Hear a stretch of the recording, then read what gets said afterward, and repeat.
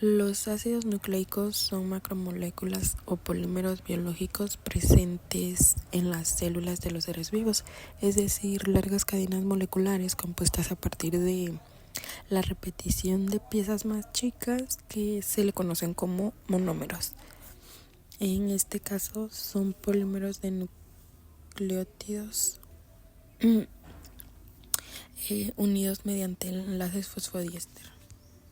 Los nucleótidos cumplen muchas funciones en nuestro sistema, como por ejemplo la formación de ADN, ARN, en la transferencia de energía como moléculas de ATP, GTP, señalización celular, que participan en procesos de comunicación como el AMPC y el GMPC.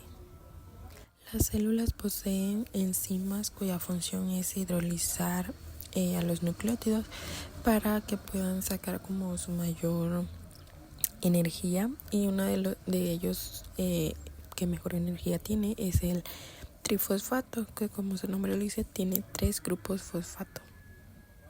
Como en esta imagen podemos observar que el ATP tiene 3 grupos fosfatos y cuando tiene 2 grupos fosfatos se le llama ADP. Igual cuando tiene un grupo fosfato, ese se le llamará AMP, de monofosfato. Y otras que ayudan con el cambio de estructura proteica también puede ser UTP y GTP, que lo que cambiaría sería uracilo 3-fosfato y guanina 3-fosfato. Bueno, les explicaré sobre el gen. Un gen es un segmento específico de ADN que contiene información necesaria para construir una molécula funcional, que casi siempre es una proteína. Cada gen ocupa un lugar fijo en un cromosoma, que esta es la unidad básica de herencia. Por ejemplo, un gen puede determinar tu color de ojos, tu color de cabello, tu color de piel y determinar tu grupo sanguíneo. El ADN es una molécula principal y el material genético de casi todos los seres vivos. Su estructura clásica es la famosa doble hélice, descubierta por Watson y Crick. Está formada por 2 cadenas enrolladas hechas de nucleótidos. El ARN es otra molécula de ácido nucleico, pero cumple un rol diferente. Esta actúa como mensajero y ayuda a la síntesis de proteína. De cadena sencilla, su azúcar es la ribosa en lugar de desoxirribosa, como lo es el ARN, y se sustituye la base timina por la uracilo. El ADN es una molécula química, también llamada ácido desoxirribonucleico. Es el material que contiene la información hereditaria en todos los humanos y los demás organismos. El ADN es un ácido nucleico, que de estos hay 2 tipos, como ya lo habíamos mencionado, el ADN y el ARN, ácido desoxirribonucleico, y el ARN, que es un ácido ribonucleico. Ambos son ácidos nucleicos porque están formados por una secuencia de moléculas más pequeñas llamadas nucleótidos, y a su vez los nucleótidos están formados por 3 cosas.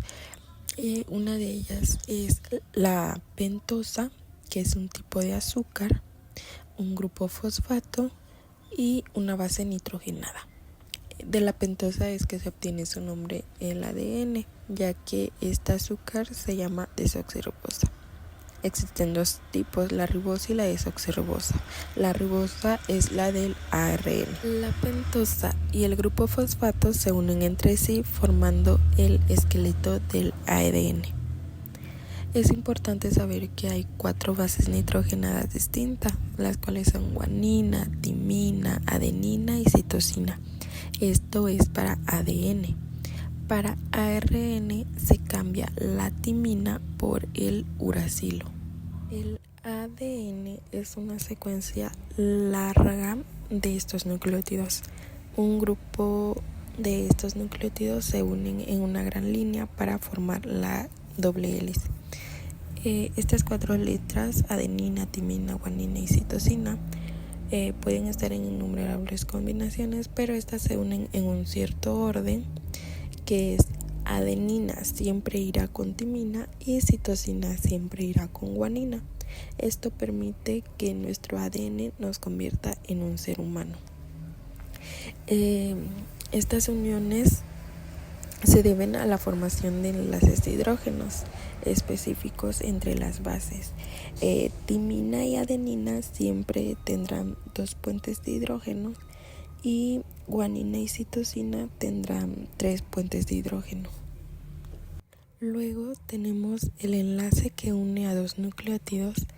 Este se le conoce como enlace fosfodiéster. Los ácidos nucleicos cuando inician siempre tienen un grupo fosfato libre en el carbono 5' del carbohidrato y siempre terminan con un OH libre en el carbono 3'. Aquí tenemos la imagen de 2 nucleótidos. El monómero de los ácidos nucleicos es el nucleótido. Cada nucleótido estará formado por un fosfato, un azúcar que es la pentosa de 5 carbonos y una base nitrogenada que puede ser como una de esas imágenes, de esos 2 nucleótidos que les puse ahí, que puede ser de un anillo como el primero, que a este se le llama pirimidinas y lo van a contener citosina, timina y uracilo. O puede ser de 2 anillos como el que está en la parte de abajo, que a este se le llama purina y este lo va a contener adenina y guanina. ¿Cómo es que estos se unen para formar un dinucleótido?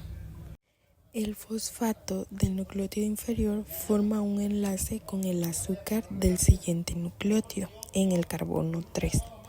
El fosfato de manera normal con su nucleótido se une en el carbono 5. El otro fosfato está unido de manera normal en el carbono 5 igual.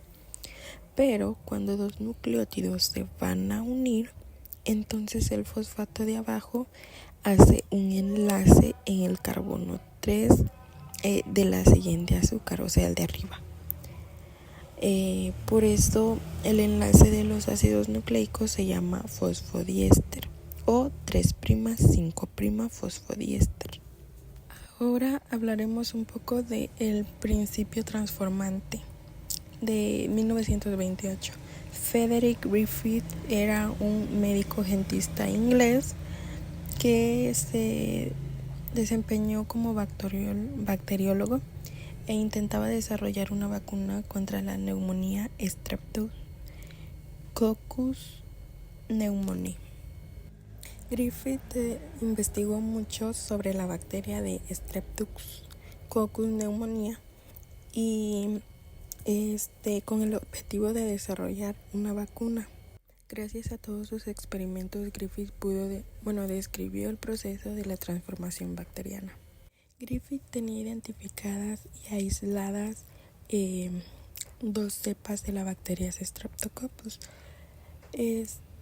a las cuales les denominó una cepa S, que era la virulenta, y la cepa R, que esa era inocua, o sea, esa no hacía daño. Griffith trabajó con esas 2 cepas y la cepa R tenían un aspecto rugoso y la cepa S tenían un aspecto liso. Griffith trabajó estas cepas con ratones. Cuando él inyectaba cepa R a los ratoncitos, estos no les pasaba nada. En cambio, cuando él inyectaba cepa S, que era la virulenta, los ratoncitos morían. A Griffith se le ocurrió que podía inactivar a las bacterias de la cepa S o virulenta mediante un tratamiento por calor. Griffith calentó los cultivos de la cepa S, o sea, las bacterias lisas, y las inyectó a sus ratones. Al someter estos cultivos a altas temperaturas, pues las bacterias morían. Las bacterias no pueden resistir estas temperaturas tan elevadas. Bueno, al eliminarse esas bacterias o al morir esas bacterias, cuando inyectó al ratón con esa cepa, se dio cuenta que los ratones vivían. Bueno, al observar eso, Griffith después decidió mezclar dos cultivos, que era la cepa S muerta por calor y la cepa R no virulenta, que la cepa R no virulenta no producía muerte y la cepa S muerta por calor tampoco producía muerte. Pero al juntarlos y al inyectar el ratón, observó que el ratón moría. La pregunta que se planteó sobre esto fue el por qué murió el ratón si se esperaría que pues el ratón no muriera, ya que era una cepa no virulenta y una cepa S muerta por calor. Entonces investigó. Griffith siguió haciendo el experimento varias veces y llegó a la conclusión que al mezclar estos dos cultivos de la cepa R y la cepa S, que no eran virulentas, había algo que hacía que los hiciera virulenta.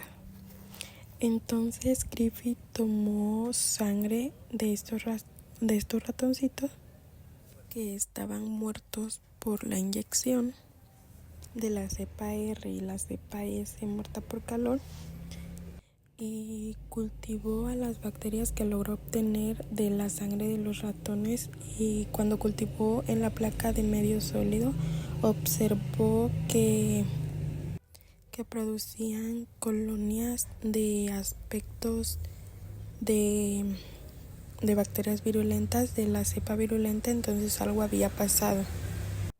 Bueno, entonces Griffith concluyó que las bacterias R vivas habían sido transformadas por la sustancia de las bacterias S muertas. Esta sustancia, que él llamó principio transformador, transmitía la virulencia y otras características hereditarias. Toda esta unión está empaquetada en los cromosomas. Los cromosomas son cadenas de moléculas de ADN que están enrolladas firmemente alrededor de proteínas especiales que ayudan a encajar en el núcleo de cada una de las células. Ahora, ¿cómo es la organización del ADN? La organización del ADN empieza en la cromatina. Es un complejo altamente organizado de ADN y proteínas y es uno de los principales componentes del núcleo celular. Las proteínas histónicas ayudan a organizar el ADN en unidades estructurales denominadas nucleosomas, que ahorita vamos a hablar más, que luego se ensamblan en una estructura compacta que se le denomina cromatina y finalmente es en estructuras muy grandes de alto nivel que son los cromosomas. Aquí tenemos una imagen que es un poquito más clara de cómo es que se va organizando el ADN, que pues como ya vieron están como las bases nitrogenadas, el ADN, donde se vuelve histona, nucleosoma, cromatina, hasta que pasa al cromosoma y estos pues se van al núcleo. El resultado de esta asociación de enrollamiento se logra que se reduzca el espacio requerido por el ADN en una dimensión tan restringida como lo es el núcleo, que se organiza y se regula su expresión genética y que se lleva a cabo de manera apropiada tanto la copia como la distribución del ADN durante el proceso de división celular. El nivel básico de la cromatina está conformado por la asociación lineal de ADN con proteínas conocidas como histona, lo que se conoce como nucleosoma, que es lo que estamos viendo aquí en la imagen. Un nucleosoma es la unidad estructural básica de la cromatina en las células eucariotas, que consiste en que el ADN enroscado alrededor del núcleo de proteína llamado octámero de histonas, que son como las bolitas que podemos ver ahí.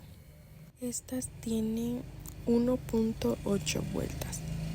Esta compleja estructura es la primera etapa de empaquetamiento para que la larga hebra de ADN pueda caber dentro del núcleo celular, actuando como un collar de perlas y facilitando procesos celulares como la replicación o la división celular.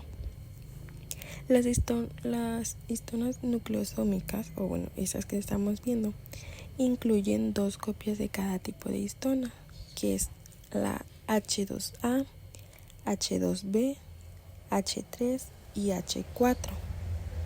Las histonas permanecen fuertemente unidas al ADN, pues tienen una alta proporción de aminoácidos con cargas positivas, principalmente lisina y arginina. Esto permite mantener atraído a las cargas negativas de los grupos fosfatos que conforman a los nucleótidos del ADN. Por lo tanto, se mantienen fijamente unidos. Cargas positivas, por los opuestos se atraen. Entonces, el ADN se puede seguir enrollando y compactando cuando los nucleosomas se les añade una quinta proteína.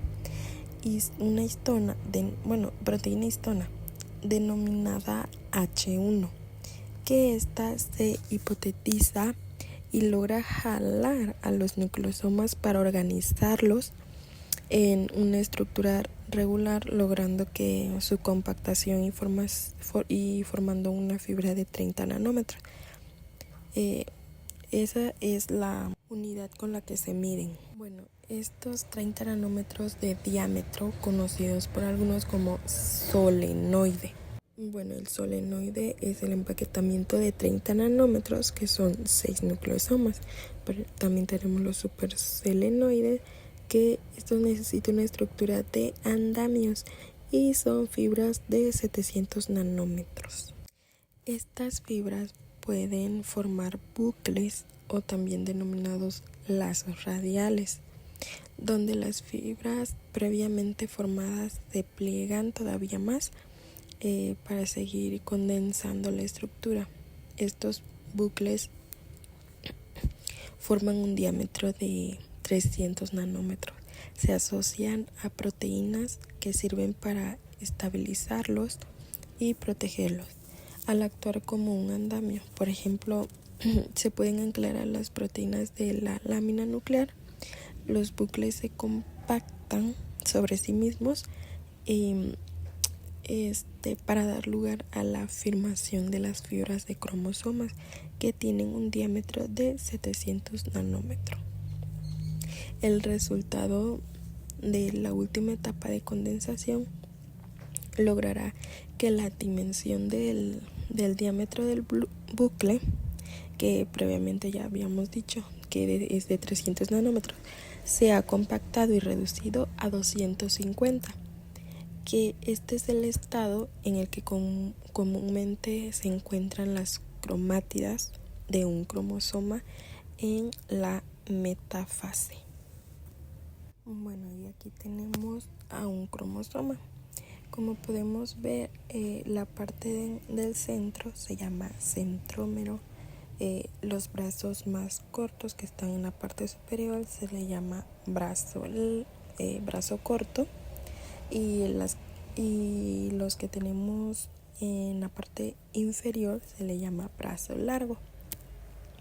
En los extremos tenemos algo que se llama cromátidas, y tenemos también el telómero, que es la parte que está arriba.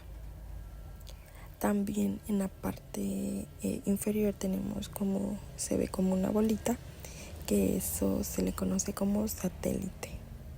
Y pues ya ahí también se ve como las bandas, constricción secundaria, pero pues lo que más nos interesa o más vemos es el brazo largo, brazo corto, centrómero, cromátidas. En todos los cromosomas de las células se encuentra todo el contenido del ADN. Resulta que los seres humanos tenemos aproximadamente de entre 30 a 40 billones de células. En cada uno de esos billones de células nos vamos a encontrar con cromosomas y tienen prácticamente la misma cantidad de cromosomas. En total tenemos 46 cromosomas en la célula de nuestro cuerpo. A esas células se les da el nombre de células somáticas. Tenemos 46 cromosomas organizados en 23 pares, ya que 23 pares vienen de la parte del padre y 23 son de la parte de la madre. Entonces, y como podemos observar en la imagen, tenemos 22 pares que son autosomas en total 44, y un par de cromosomas sexuales, ya que pues ya dependerá si seremos mujer o hombre. Bueno, estos cromosomas dentro del núcleo de las células compuestas de ADN y proteínas contienen la información genética de un organismo y la organización de forma más compacta, como ya lo habíamos explicado. Su función principal es almacenar y transportar el ADN, asegurando que se replique y se distribuya correctamente entre sus células hijas durante la división celular, lo que permite mantener la integridad de nuestra información genética y la herencia de los rasgos de una generación a otra. Bueno, el cromosoma es un palito con un brazo corto y un brazo largo, como se puede ver donde coloqué el puntito amarillo, que es la parte superior. Bueno, así se ve. Y cuando se duplica la información que contiene, se va a formar un cromosoma con 2 cromátidas, como se puede ver abajo de ese. Ahí donde coloqué el puntito morado, las cuales se les llama hermanas porque tienen la misma información genética y están unidas por el centrómero, que es la parte del centro que ya les había mencionado. Entonces, la parte de arriba, que está en la parte superior, es el cromosoma, que este es el que sí lleva la información, pero cuando este se duplica se forma un cromosómero que se le llama hermanas, porque pues llevan la misma información. Ahora les voy a poner un ejemplo. Por ejemplo, tenemos una ficha y queremos repartirla en 23 alumnos. Esa ficha no la vamos a cortar en 23 trozos, sino lo que vamos a hacer es que vamos a fotocopiar las 23 fichas para que queden 23 copias iguales y poderlas repartir para que cada uno tenga la misma información, o sea, la misma ficha. Esto es lo que ocurre en las células antes de la división celular. Se va a duplicar, se va a fotocopiar esa información de tal manera que las células hijas tengan la misma información genética que la célula madre. Otro dato muy importante son los tipos de cromosomas. Una parte importante del cromosoma, como sabemos, es el centrómero, que es lo que va a hacer la unión de las cromátidas. La región más estrecha del cromosoma, a la cual se unen las fibras del hueso mitótico durante la división. Como podemos observar, tenemos 4 tipos, pero bueno, los centrómeros definen la estructura y la forma de los cromosomas, que se clasifican según su posición, la posición del centrómero, hacia el extremo o en el centro del cromosoma. Ahí podemos observar que tenemos 4 tipos. Y el cromosoma metacéntrico, como podemos observar, que es el primero de la fila, El centrómero, bueno, es el que tiene los dos brazos de igual tamaño y el centrómero está en medio. Después tenemos el cromosoma submetacéntrico, que es el que tenemos enseguida. Es ese que tiene los dos brazos de igual tamaño, que tiene un brazo de mayor tamaño que el otro. Los brazos superiores son un poquito más cortos que los inferiores. Tenemos el cromosoma acrocéntrico, que es el tercero que tenemos. Es el que el centrómero está más desplazado hacia la parte superior y que el brazo pequeño es muchísimo más corto que el brazo largo. La parte inferior es muchísimo más largo, como lo podemos observar, solo tienen como que un bracito muy chiquitito. Y por último tenemos los cromosomas telocéntricos, que ya es el último, en los que el centrómero está tan desplazado hacia un extremo que prácticamente no tiene brazos pequeños, literal, o sea, nada más es el puro brazo largo de la parte inferior.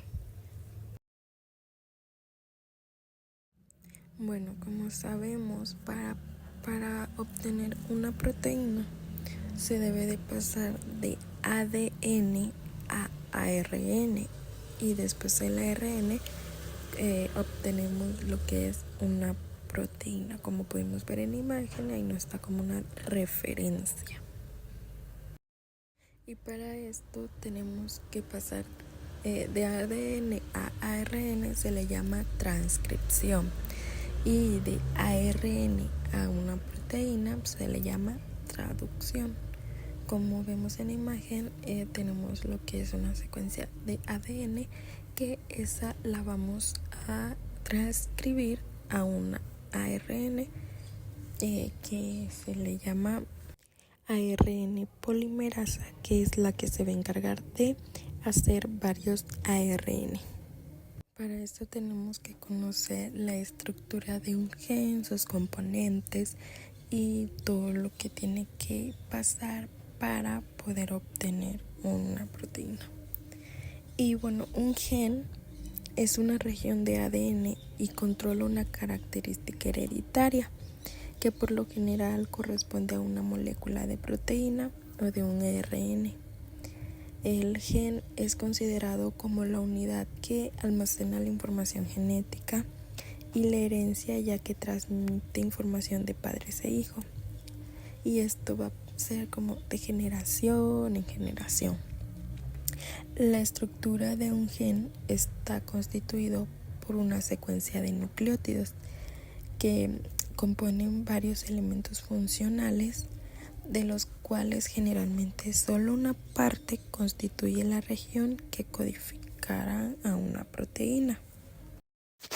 Las partes que constituyen un gen son una secuencia reguladora, que esta es un segmento de ácidos nucleicos capaces de aumentar o disminuir la expresión de genes específicos dentro de un organismo. Tenemos un potenciador o silenciador.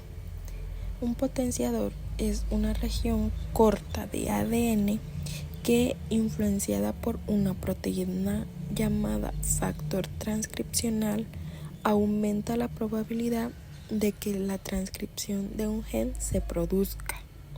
Por lo contrario, tenemos al silenciador, que esta es una región de ADN que se une a un factor transcripcional represor, lo que dirá si la transcripción que la transcripción no se produzca.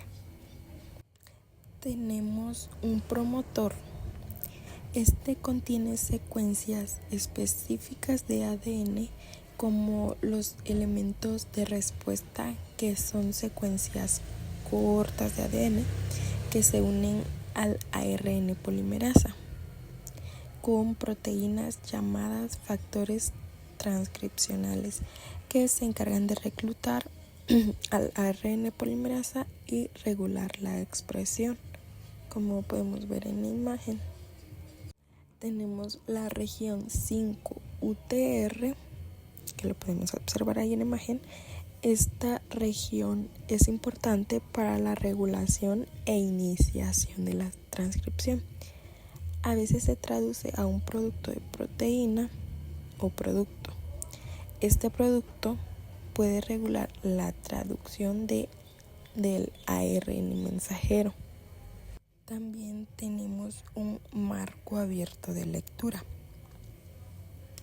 El marco de lectura abierto es la parte de un gen que contiene el potencial de ser traducido a una proteína. Es un tramo continuo de codones que contienen un codón de inicio y uno de paro. Tenemos un codón de inicio que es el primer codón de ARN mensajero transcrito, traducido por un ribosoma. El codón de inicio siempre codifica para metionina en eucariotas, que este codón es el AUG. Ese es el codón de inicio, y el codón de paro ya puede ser el UAA. Como les mencionaba, siempre va a terminar con un codón de stop, que puede ser de opalo, que es el que les dije, de UAA, de ocre y de ámbar. Y esos se van a... esos los tenemos en el código genético. De la parte izquierda, que va de -1, -2, que es la parte negativa, siempre se le va a conocer como río arriba. De la parte derecha, que esa ya es positiva, que es +1, +2, de esa parte se le conoce como río abajo. También tenemos la caja Tata, que esta es una secuencia de ADN de aproximadamente 30 pares de bases antes del sitio de inicio de la transcripción en muchos genes eucariotas, y esto es porque tiene timina y adenina, por eso se la conoce como Tata. En lo que ya le mencionaba de río arriba y río abajo, se le conoce como región flanqueante, que es una sección de ADN adyacente a un gen u a otras secuencias, tanto en su extremo 5' sería río arriba, como a su extremo 3', que sería río abajo. Tenemos los exones. Un exón es cualquier parte de un gen que codifica una parte del ARN mensajero. El término exón se refiere tanto a la secuencia de ADN dentro de un gen como a la secuencia correspondiente en las transcripciones del ARN. Y también tenemos a los intrones, que estos van a ser los que no codifican. Durante el splicing del ARN, los intrones son eliminados y los exones son los que se van a unir entre sí, generando un ARN mensajero maduro, el cual el conjunto completo de genes para una expresión constituye el genoma. Los intrones, un intrón es cualquier secuencia de nucleótidos dentro de un gen que se elimina durante el splicing, como ya lo habíamos mencionado. Como parte del proceso de maduración del ARN, los intrones se encuentran en los genes de la mayoría de organismos y muchos virus, que pueden estar situados en una amplia gama de genes. Los intrones no codifican productos de proteína, pero son esenciales para la regulación y la expresión genética. Esto, como ya lo habíamos mencionado, estos sí pueden codificar, pero para virus. Tenemos el codón de paro, que es el codón que se encuentra dentro de una secuencia del marco de lectura abierto. el cual indica la terminación de la traducción de la proteína, como ya se los había mencionado. También tenemos la región 3 UTR, es la sección de un gen que sigue inmediatamente a la traducción del codón de terminación. Las regiones reguladoras de la región 3' no traducida pueden influir poliadeninación, la eficiencia de traducción, localización y la estabilidad de ARN mensajero.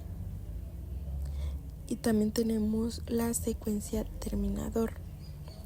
Es la secuencia de un gen que marca el gen o operón durante la transcripción. Esta secuencia regula el término de la transcripción, proporcionando señales que liberan el ARN mensajero del complejo transcripcional, liberando la ARN polímera y las maquinarias transcripcional para empezar una transcripción de un nuevo ARN mensajero. Tenemos al CAP. Este actúa como un escudo protegiendo al ARN de ser degradado por enzimas en el citoplasma. Tenemos a la cola de polias. La cola de polias aumenta la estabilidad del ARN mensajero, haciendo que el transcrito sea más duradero. Tenemos a las heterocromatinas, que se pueden definir como una porción de cromatina, es decir, el ADN y proteínas de histona, que son densamente envasadas de los cromosomas eucariotas, y generalmente se van a asociar con las regiones silentes del genoma. En estas tenemos dos, que es la heterocromatina constitutiva y la heterocromatina facultativa. Se los voy a explicar más, pero bueno, la constitutiva contiene un tipo particular de ADN denominado ADN satélite, y de la facultativa se caracteriza por la secuencia repetida, que se conoce como line, y esta es más larga. La constitutiva es la estructura estable de la heterocromatina. Quiere decir que esta no se va a soltar para formar eucromatina, y tiene cadenas repetidas de ADN llamadas ADN satélites, como ya le había dicho, y se pueden encontrar en telómeros y centrómeros. La facultativa se encuentra en localidades ricas en genoma, donde puede convertirse en eucromatina, para así permitir la expresión de los genes en muestras celulares específicas. Tenemos también a los pseudogenes, que hay procesados y no procesados. Estos son secuencias que tienen la estructura de un gen, pero no son funcionales. Tampoco quiere decir que pues eso no, como que no los necesitemos nunca. Tenemos a los procesados, que constituyen un 70% de pseudogenes que hay. Estos no tienen intrones. Y tenemos a los no procesados, que estos constituyen a un 30%, y estos tienen intrones y exones. La traducción es una de las partes finales para la formación de una proteína. La traducción es el proceso por el cual la información codificada en el ARN mensajero, que ya se formó en la transcripción, que ya hablamos de hace rato, que primero de ADN pasa a ARN mensajero. Se dirige a la adición de aminoácidos durante la síntesis proteica. La traducción tiene lugar en los ribosomas, en el citoplasma de la célula, donde se lee el ARN, se traduce en la formación de cadenas de aminoácidos que generan la proteína sintetizada. Todo esto también se debe de apoyar con el código genético, que es el que nos va a ayudar a saber qué proteína o qué aminoácidos se está sintetizando. Bueno, el código genético. Les voy a hablar un poquito sobre eso. Un gen contiene la información necesaria para transcribirse en un ARN mensajero, que a su vez puede expresarse como una proteína. Esta expresión se da debido a que las instrucciones trasladadas del ADN y ARN, y en especial de ARN mensajero a las proteínas. Con eso nos podemos dar cuenta que proteína se está sintetizando a través de los tripletes, que más ahorita les vamos a hablar. Aquí en todo esto, quería hacer un paréntesis, se habla o se habló y se hablará de 3 ARN, que son los más importantes. Que en primero tenemos el ARN mensajero, que fue el que ya estuvimos hablando mucho de él, que fue el que contenía el código genético del ADN en la transcripción, que de ADN pasa a ARN. Ahí estamos utilizando el ARN mensajero, que ese solamente es el que va a llevar el mensaje y lo lleva al citoplasma para que los ribosomas puedan leerlo. Este se transcribe del ADN en el núcleo y luego viaja al citoplasma, donde los ribosomas lo utilizan como patrón para construir la proteína. También tenemos el ARN ribosomal, que este es el componente principal de los ribosomas, las estructuras celulares donde ocurre la síntesis de proteínas. Es el tipo de ARN más abundante en la célula y se une a proteínas para formar las 2 subunidades del ribosoma. Los ribosomas que contienen ARN ribosomal se mueven a lo largo del ARN mensajero y facilitan el ensamblaje de los aminoácidos, catalizando la reacción que los une en una cadena polipeptídica. Cada ribosoma está constituido por 2 subunidades diferentes, la cual se le llama subunidad mayor y subunidad menor. Los ARN de transferencia son moléculas relativamente pequeñas, de 70 a 90 ribonucleótidos, que al igual que los ARN ribosomales son el resultado de moléculas precursoras. Pasa de ADN a ARN. Este se le dice que es de media vida corta, ya que este nada más se utiliza para la transcripción y pues de ahí ya pierde su función, ya no, porque se traduce a proteína, entonces ya como que ya no se utiliza. Y al ARN de ribosomal, ese es grande y ese se le conoce como media vida larga, porque ese pues como vive en los ribosomas, o sea, ese perdura. Aquí tenemos al ribosoma, o donde se va a llevar a cabo la traducción. En la parte de arriba, en la parte superior, tenemos un aminoácido. Como ustedes saben, siempre se va a empezar por auge, que es el codón de inicio, y siempre va a ser metionina. Tenemos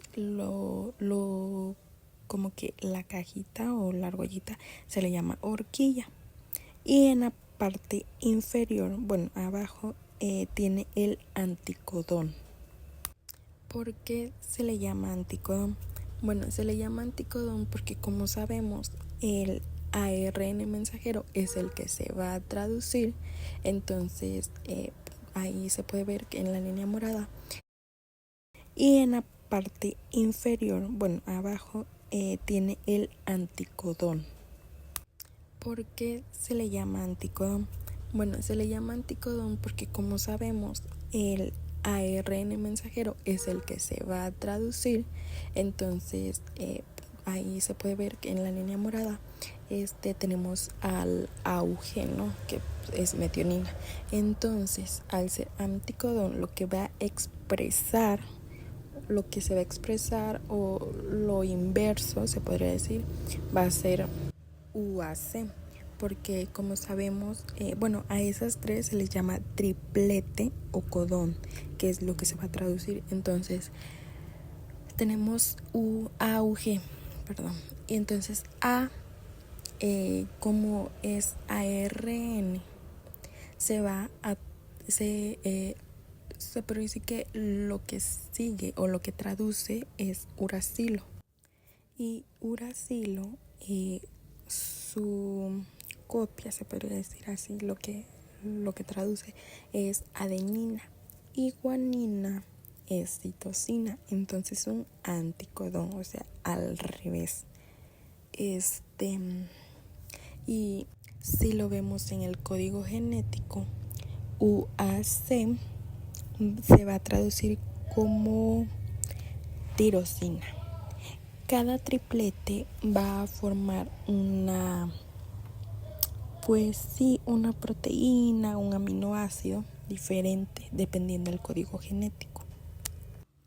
Esto se divide, el proceso se divide en 4 partes, que la primera es iniciación, de ahí sigue elongación, de ahí traslocación y por último terminación. Como observamos ahí tenemos, ahí no se ve, pero hay unas letras que es E, P, A, que son las partes del ribosoma, van a estar en el ribosoma, y ahí es donde se van a colocar los tripletes que vengan del ARN mensajero. Y en iniciación, el ARN de transferencia lleva un aminoácido y se coloca en el sitio P, que va a ser el sitio de en medio de las 3 letras. Aquí se pueden observar las 3, y en la P siempre se va a situar el primer aminoácido. Ya en elongación, cuando un ARN de transferencia ya ha comparado su anticodón con el codón, se coloca en el sitio A, o sea, el nuevo pasa al sitio A. En traslocación, el codón que está en el sitio P tendría que pasar, le pasaría el aminoácido al que está en el sitio A para formar una cadena. Esta pasa al sitio P cuando la que está en su lugar pasa al sitio E, que es el de salida. Al sitio A llega otro ARN con un nuevo aminoácido, y así sucesivamente van pasando y van formando una cadena. En la terminación, el codón que se encontraba es cuando este llega a un codón de stop, que ya habíamos mencionado también cuál podría ser, como un UAA. O ese codón ya no se puede leer y no forma ninguna proteína. Es cuando este proceso se tendría que parar, y así quedaría formada una proteína. Una pequeña conclusión de todo esto. Pues el cromosoma es la estructura organizada y condensada que alberga el material genético. Está compuesto por una molécula larga y enrollada de ADN, que pues su nombre es ácido desoxirribonucleico, asociada a proteínas llamadas histonas. El ADN es la molécula portadora de la información hereditaria, estructurada como una doble hélice. Los genes son segmentos específicos. Un gen es una secuencia de bases de ADN que actúa como la unidad fundamental de la herencia, conteniendo el código químico necesario para sintetizar una proteína o una molécula de ARN específica. Toda nuestra genética se la debemos a cada uno de esos pasos que mencionamos, de cada una de esas moléculas, de que tengamos cierto color de piel, cierta forma de cabello, color de ojos y etcétera.